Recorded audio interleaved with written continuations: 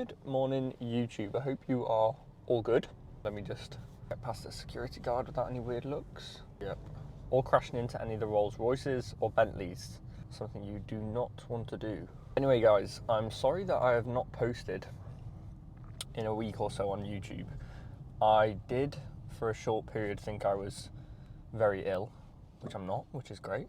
But yeah, I found a lump on my chest, right in the middle. Like this area here, like a solid lump, and I was like not too keen on that. I think that could be, and then I started worst case scenarioing, crying in my car, thinking about how I'm, gonna have to write my will and say bye to all of my family, which hasn't happened yet, which I'm very grateful for. But I was worst case scenarioing, and I was quite a drama queen.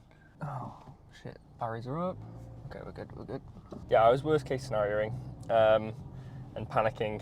But then I went to the doctors and they just said, yeah, you've been going too hard on chest day. You've got a tight muscle. So I think we've sorted that now, and I'm more reassured. But like, I have been struggling with a bit of health anxiety for a while. During my exams last year, I kept on having like heart palpitations, and my heart would be like, so I went and got that checked out as well. Couldn't find anything, nothing wrong. So I think I'm all good. So there's no reason for me not to post on YouTube and show you behind the scenes of my life. But yeah, last week was a bit stressful, so that was why there was no video last week. But apart from that, everything's been very good. Another week out in Dubai, and still loving it. While it's snowing in the UK at the moment, and I was on FaceTime with my mum yesterday, and she was showing me Cadar Idris covered in snow, and I was showing her, I wish I could show you what I can see right now, but just the same weather every single day, super predictable. It's nice. It's really nice. Being in November, I've never been, trying not to spill my coffee going over the bump, sorry. I've never been this warm consistently in November, which is really nice. Like, we can still book beach clubs. We can still book water parks, just because the weather is exactly the same every day and it's beautiful. So that's been really nice. Fitness-wise as well, I obviously had a deload week on the week that I was stressing out about the lump on my chest. Just logically makes sense. Whenever you get a stressor like that, whenever you get a little something that comes up and is a bit like, hello, I'm gonna stress you out and worry you about your life this week, it just makes sense to have a deload week on a week like that. So, and it lined up perfectly actually with week 9 of my meso, which is when I was planning on deloading anyway. So deload, then I've got a new meso now. Oh shit, I can't use my left hand to do roundabout. And I've also decided that I'm pretty much going to run, well no, I'm not pretty much, I'm going to run a year-long bulk from here onwards. So for a full year, just gaining for a full year, because there's still areas of my physique that are just not quite at the level I need them to be. And I know that they can be so much better, like so much better the next time that I step on stage. So why would I take time away from growing when I've got no valid reason to, right? So yeah, we're going to do 12 months at least of straight bulking, gaining. I prefer gaining actually, I don't like the word bulking. Right, gonna get my leg session in now. Main thing is, we've got a 12-month bulking phase coming. I need to bring up my legs, most predominantly my quads and my arms. These are les dos focuses. If I can bring those two muscle groups up, I think the physique that I'll be able to bring to stage in 2026 will be one that I'll be very, very happy with. If I can have bigger arms that don't disappear when I prep as well, because my right bicep really did let me down. Bigger arms, especially biceps, and bigger quads, yeah, I'll be very, very happy with that. And yeah, I'll record this session for you and voice over, so let's go get into it. Started the leg day off with a Prime seated hamstring curl, and I was excited to use this machine initially because I saw Prime and I've used the Prime hamstring curl before and it was 10 out of 10, but this one is a bit weird. It's one of their older models and it's a bit flimsy. It's like it moves with me, which I don't like. But anyway, mentally prepared myself for the set by taking 3 to 5 deep breaths and then got into it. I'm also leaning forwards on this hamstring curl at the moment, simply to get a little bit more stretch, because otherwise the pad doesn't go high up enough and I'm a very, very bendy boy. So yeah, I'm leaning forwards to get an even deeper stretch and also activate, I think it's the biceps femoris a little bit more in the hamstrings, which crosses the hip joint. By leaning forwards, you're putting that under a deeper stretch. But the partial reps here, you'll notice, don't actually get that far. And the reason for that is because this hamstring curl is on pin 3. So in other words, it's the hardest at the top, meaning when I do go into partials, I fail pretty quickly. After that, I've got some boring ass hyperextensions. This is an exercise that I've always struggled with because, number one, I'm just not the strongest at it. And secondly, it's hard for me to drive through my glutes without getting like a little bit of weird knee pain behind my knee. So this is an exercise that I've always had in after my seated hamstring curls because it protects my lower back a little bit from doing a hip hinge on my quad focus day. Say if I was to have a big exercise like an SLDL in here or something like that, then that would cause a lot more fatigue. However, a hyperextension, very, very low fatigue movement, and it's good to actually hit your hamstring a little bit more in the lengthened position more than a curl. After that, calf raises. You can see here this was my first set, ended this going into partials. And again, with any calf movement, you've got to remember you've got a big fat Achilles tendon on the back of your leg. Pause for 3 seconds on every single rep to really let that Achilles tendon discharge before you try and raise back up in the concentric. Leg extensions here. I put this on setting 4 on the machine. Now what that means is it's actually hardest at the top. So I'm making this exercise here the hardest when I'm trying to lock these leg extension reps out. The reason behind doing that is to fill my quads with blood before I go onto the hack squat afterwards, just so that my knee joint is a lot warmer, a lot more comfortable, and it also means that I can access a deeper range of motion and it feels good on the hack squat. This is something that I've been doing for the last 6 months or so, and I've been finding it really, really useful. You can just see the blood in my quads already. After that, we got into the hack squat, and this machine is very heavy. It's not the smoothest, but there's a couple of things that I've been doing which I'll mention later on in this video to really, well, I've changed all of my hack squatting form over the last year or so, and it's made a big difference to my training. But the first thing you'll notice is I'm doing 1.5 reps here. So 1 full range of motion rep, 1 half rep, 1 full range of motion rep, 1 half rep. And I explain exactly why I'm doing that later. But intensity, as always, it has to be super high on an exercise like this, and you usually have more reps than you think. But when you're pushing an exercise like this to complete failure, it will cause a lot of fatigue because it is such a large compound movement. Even with a 10 plate per side, my CNS will be absolutely fried after taking this to failure. So yeah, just be careful the first few times you do it. Then I was back on the leg extension. This time I've put the prime setting on setting 3. So in other words, it's now hardest in the stretch at the bottom. This is because now I've done my main squat pattern. I'm just trying to top up the lengthened work where my quads are already full of blood. They're already warm. They're already pretty fatigued. I'm now just trying to clock up a little bit more volume in a way that doesn't hurt my knees, in a way that doesn't cause much more fatigue, and it just targets my quads more than anything. And this on setting 3 is probably my favorite set of the whole week because it is just that brutal. Then I did 2 sets of sissy squats with 1.5 reps again. I think I'm going to swap these back to Nordic curls, or reverse Nordic leg extensions, Nordic leg extensions, simply because I enjoy them more. But yeah, that's the workout. That was a brutal leg day. I'm currently driving back, stuck in traffic, which always happens on the way back because Dubai, you can either drive around Dubai at 7 a.m, 5 a.m. until 7 a.m, and there's no one on the road. Any time past there during the day, you're stuck in traffic, mate. And I did just beep someone completely unwarrantedly, as in they did not deserve it at all. And I think I was just frustrated at the traffic, not actually at them. So I then had to duck my head down to kind of avoid eye contact and stuff like that. But yeah, we're all good. That leg day, fucking brutal. I've always noticed that after that leg day in particular, I've got a hamstring focused leg day and a quad focused leg day. After that one, I am written off. Like for the rest of the day, after that leg day I've just done, my energy levels, even, you know, I'm not trying to be a dope, they just drop. Even though it's one of my shortest sessions as well. Oh, there's a road closure next week here. Oh, it's a marathon.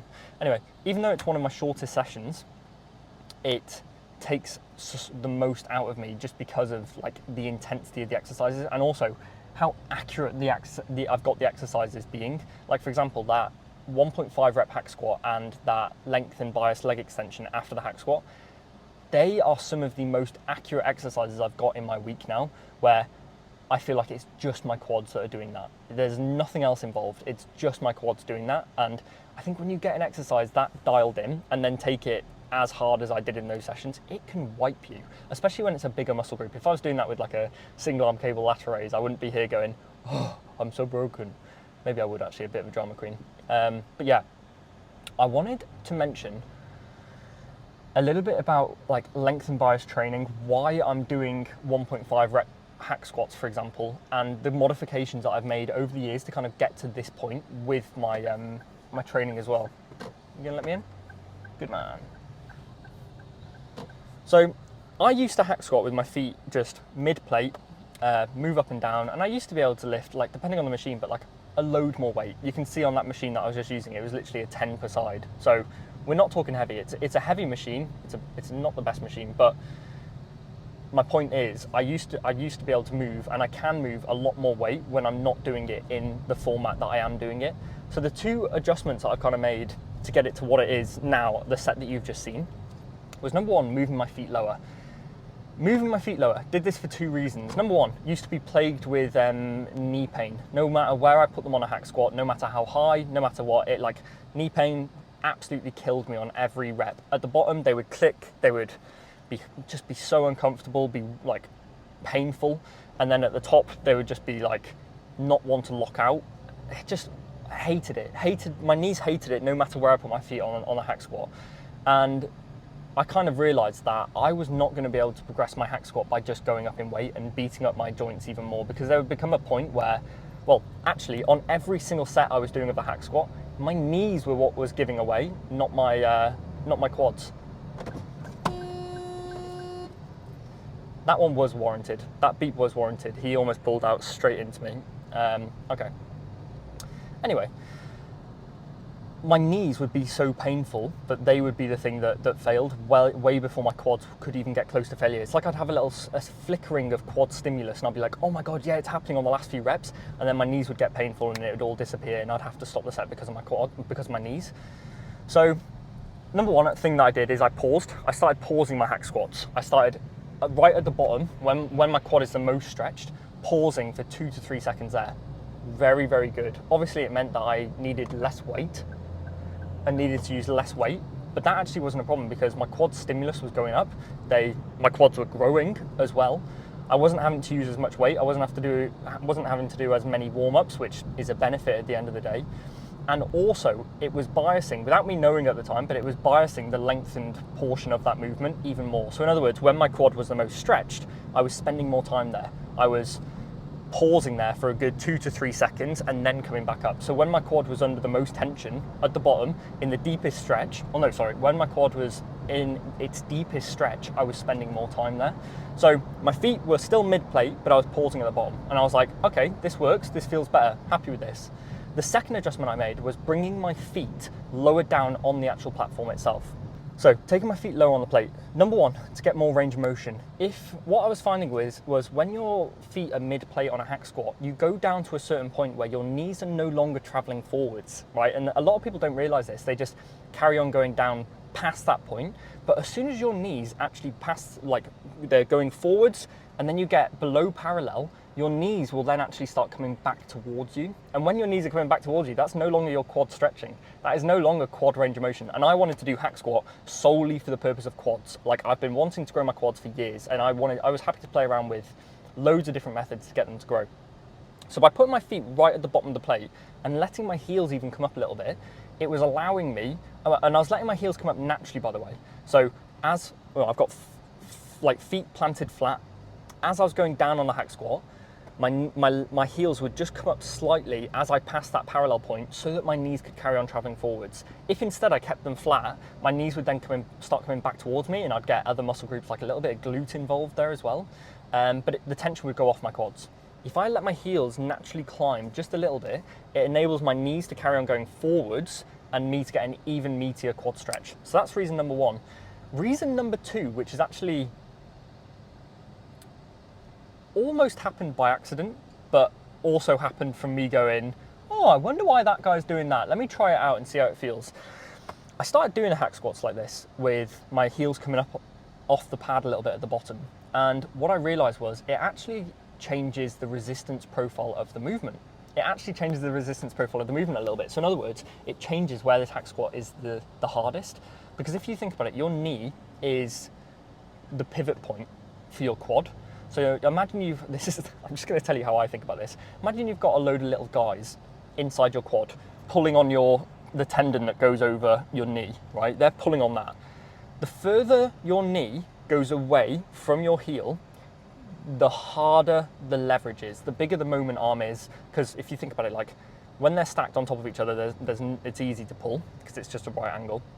When that knee is the furthest away from your heel as possible, that is when it's the hardest on your quad. So in other words, long story short, by putting your feet right at the bottom of the plate, it makes the hack squat the hardest right at the bottom. And then as you get higher, it obviously gets easier because that joint, the angle between your femur and your shin bone gets less and less, gets bigger and bigger and bigger. But at the bottom, the angle is the smallest and your knee has gone the furthest away, makes it the hardest for your quad. And then as it flattens out, it gets easiest again. And so by taking your feet lower, you're actually making it so that the most tension is on your quad when your quad is the most stretched, which is hellish important if you want to, well, not hellish important, but it's something that is gaining more and more traction in the fitness industry. When a muscle is the most stretched, that is when you want the most tension on it. Obviously, this doesn't apply in every situation. You don't want to make every single exercise in your program resemble this, but in the situations where you can have this happen, very good. Very, very good. So 2 adjustments there. And the last adjustment I've made on the hack squat to make it even more lengthened bias, and this is something that I've played around with only over the last 6 or 7 months, is 1.5 reps. So you could see in that video of me there, I was doing a full rep on the hack squat with my feet low, pausing at the bottom, 1 full rep, and then I was actually doing a half rep. So in other words, coming half the way up and then going back down. The reason for this, again, is to bias the lengthen portion even more.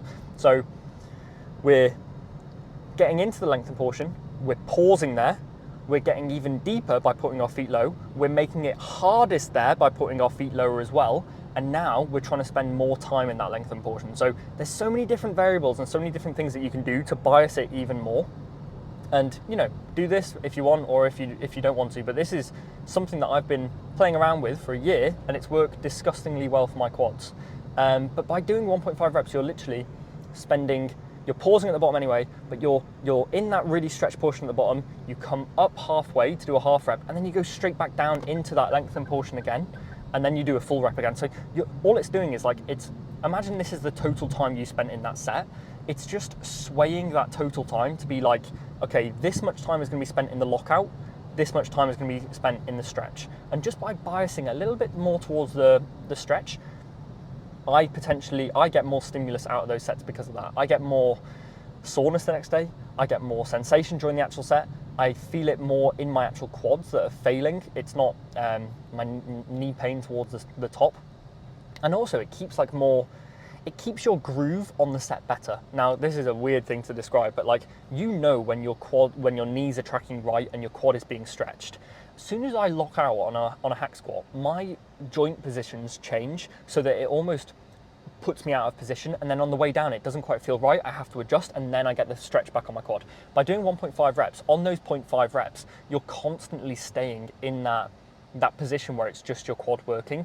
And I think it must be something about when you extend the whole way to the top and straighten your legs out, your hip position must change a little bit, and then you almost need to pronate your pelvis. Tilt your pelvis back into the position where it's your quads getting stretched again. But when you're in those 1.5 reps, your pelvis position doesn't change at all, and that is fucking brutal. That's brutal because you're not getting almost a little respite that you were getting beforehand. So I'm a big fan of 1.5 reps. Big fan of 1.5 reps.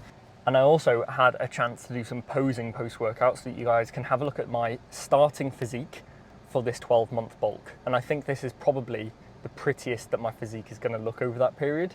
I think for the next maybe 2 months, I could carry on getting a little bit leaner. Maybe.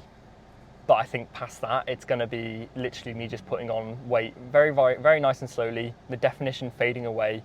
I know that the weight initially for me goes on around my legs. So my quads get covered first, then my back, then my waist is usually the last place to go. So I'm enjoying at the moment having a pretty tucked in waist that's still quite like tight. And I think as soon as I start getting up towards that 90 kilo mark, that is where my waist just absolutely disappears. I think I'm going to make that my goal for this bulk, by the way, 90 kilos. So in the next 52 weeks, in the next year, I'm going to get up to 90 kilos, which is around 8.2 kilos from now. So again, very, very slow, very conservative. In the past, I would have been like, no, Ollie, you need to get up above 95 because that's where you went last time. But there's no reason. There's no right for me to go any higher than that. And there's no need for it, I don't think either. So I may end up going to like 90.5, 91, 92, but I can't see myself going above 95, definitely not. So I'll make 90 my official bodyweight goal to reach in the next year of bulking. And I think when I reach 90, using these new training techniques, I'm gonna look a completely different way to when I last reached 90 kilos, because I did look like a white gorilla. Like I did look like a white gorilla. And it was not my best look, not the most fun ever. But yeah, main areas that I want to bring up on my physique as well are, as I mentioned, my arms and my legs. I need bigger biceps because I've got good lats, and having great lats and tiny arms makes you look like a little T-Rex. So I need to work on my arms a little bit more, and obviously legs. That's the main focus. If I can get more quads, then I can bring an amazing X frame to stage, right? That's probably one of my biggest strong points is if I get bigger quads, I've got big lats, so I've already got the top half of the X, I just need the bottom half. So I need to fill that gap in between my legs, adductors, and then I need to get more outer sweep by training my quads even better. And if I can, if I can bring those up and have a bit more X frame, that will do me very, very well in the symmetry round, because bodybuilding is judged in two different rounds. You've got symmetry, muscularity. Symmetry comes first and is arguably a little bit even more important than the muscularity, because I learned this the other day. I jumped on a call with Steve Hall, who is a judge for natural bodybuilding, and he said, look, both of them are judged evenly, you get equal points, but symmetry is probably more important because right, number one, you're brought out on stage, and during that symmetry round, that's when they start placing you and putting you in different places. If you're not in the top 5, that you're not really going to get a look at in the muscularity round. And initial impressions matter so much in bodybuilding. Like for the most part, when they bring you out on stage, put you in position once, there's barely ever going to be changes, or rarely going to be a big shift around from that point. So symmetry is most important. Symmetry, all about X frame, tight waist, wide lats, wide quads. That's literally what I'm going to be pushing on the most, because I know that I can bring in good condition.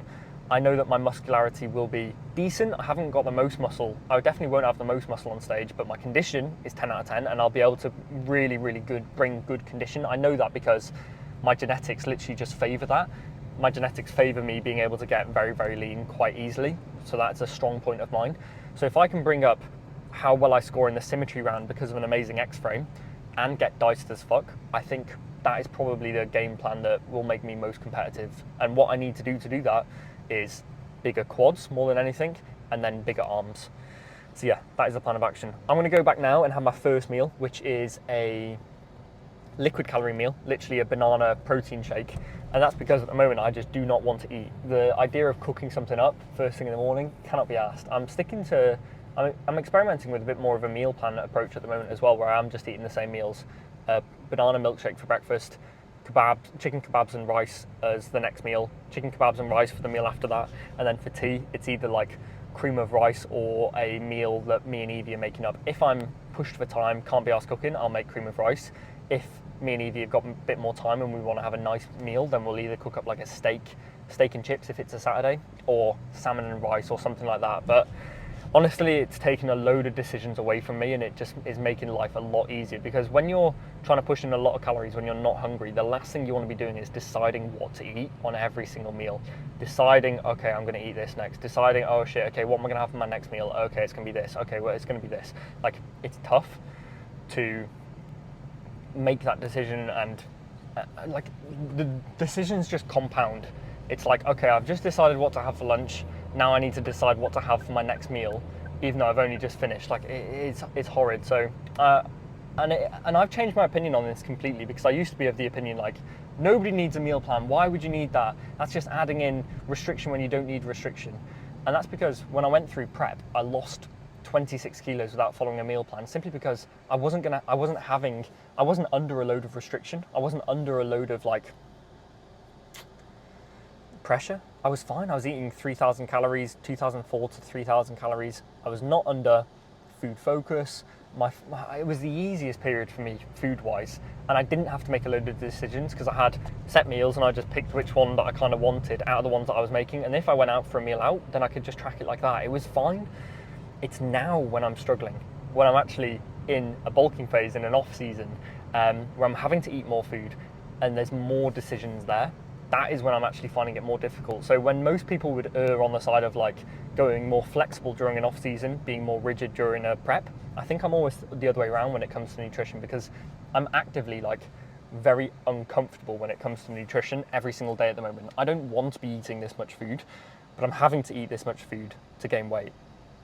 So yeah, it's tricky, but I think a meal plan is going to work a lot better, especially for my first 3 meals of the day. A meal plan is going to work a lot better for me at the moment. So I'll let you know how that goes. I'll let you know how I get on with it, because I've never ran this kind of approach before, and I'll let you know how well I can stick to it, how bored I get of the meals and things like that. But I think, to be honest, I don't really care about flavors or textures at the moment. I just literally want food that tastes decent. Not amazing, but just like I can get it down and eat it easily. If it can do that, I'm more than happy. So yeah, I'll let you know how the meal plan goes. So, hope you guys have enjoyed that leg day vlog explaining everything as well. Now we commence the year-long bulk. I'm excited for it to bring up my weaker muscle groups. I'm not excited for it from the standpoint of I know how hard it's going to be. I know that I'm going to be uncomfortable for literally the whole period, nutrition-wise, in between now and next November, which is a long fucking time. That's a long time to be uncomfortable. But this is what we do, and this is what you need to do. You need to commit to longer growing phases if you really want to level up your physique. Like, you have to. As a natural, there's no other option. There is no other option. And the longer that you can put yourself in these uncomfortable positions, gaining nice and slowly, you know, not seeing your physique get leaner, not seeing that definition, not getting the external kind of motivation of being able to see yourself get leaner, the better bodybuilder you are, really. The better bodybuilder you are. Don't get me wrong, I'm so excited for prep. Like, I can't wait for it. And I enjoy prepping phases so much more. But you have to earn those. And I haven't earned my next one yet. Right, so 52 weeks of bulking. Let's go get it. Let's go do it. But yeah, I'll try and upload a video every single week documenting this as well. I'm thinking of doing a different training session each week, just running through. And then every like 5 weeks, I'll do a rest day. But I want to be documenting my training as much as I can, just to show you guys the things that I'm learning within my training at the moment and the things that are improving my gains the most right now, so that you can apply them yourself. As always as well, if you want to be coached by me or Craig, hit the top link in the bio. That is our inquiry form. If you fill that out, I'll then message you over on Instagram. We'll jump on a call. I'll run you through all the details as to how it works and see if we are a good fit, because we are taking on clients at the moment and we're looking to build the team. Doesn't matter where in the world you live. If you're interested in bodybuilding, if you're interested in just building as much muscle as you can in your next bulking phase, you're a hard gainer, you find it difficult to gain weight, you don't really see muscle growth happening, and you want to take things up a notch, perfect for you. Absolutely perfect for you. And even if it isn't, we can jump on a call, see if you're a good fit, and then go from there. But anyway, fill out that form if you're interested, and I'll reach out to you. But apart from that, I will see you on the next video, where I'll be 2 weeks in, and I think my next session that I'll document will be an upper body day, which I'm getting quite interested in at the moment, because I'm doing a little bit more volume than I'm used to, and some new exercises as well, which I will document for you guys. And also I will document a massage that I've got planned in, and a bit of physio that I've got planned in to try and lift one of my shoulders up, because I've got a little bit of a restriction on it that's keeping it down, and it's affecting my posing a little bit because of a collarbone that I broke when I was a lot younger. So I'll try and document that in the next few weeks as well. I will document that in the next few weeks. But guys, have a great rest of your day, and I'll catch you on the next one.